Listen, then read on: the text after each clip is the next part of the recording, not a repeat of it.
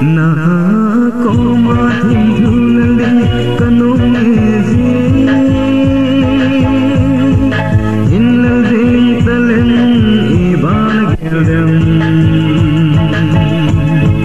kain nong sin le kain mai lut nahi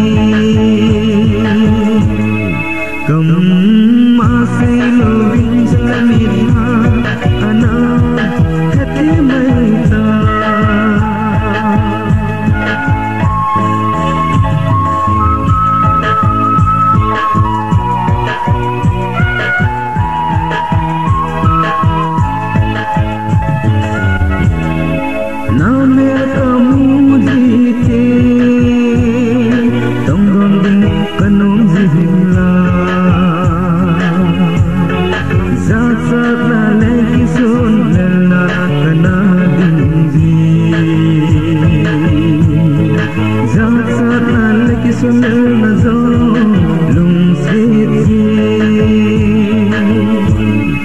na ko ma thim thul le kanong ezi in le ding talen iban geldem kain nong sin le kain mai lut nahi kam ma se lo vin jamin ha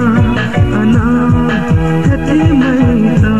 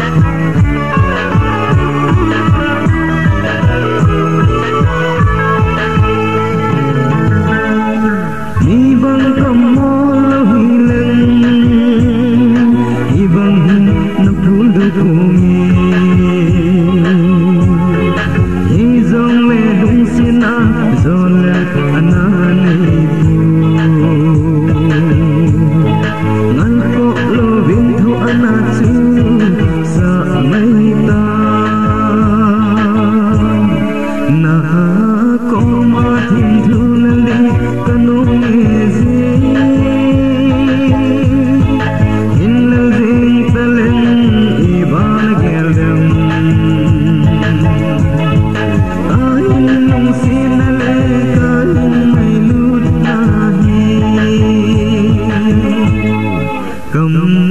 ma se lo vin jamin ha ana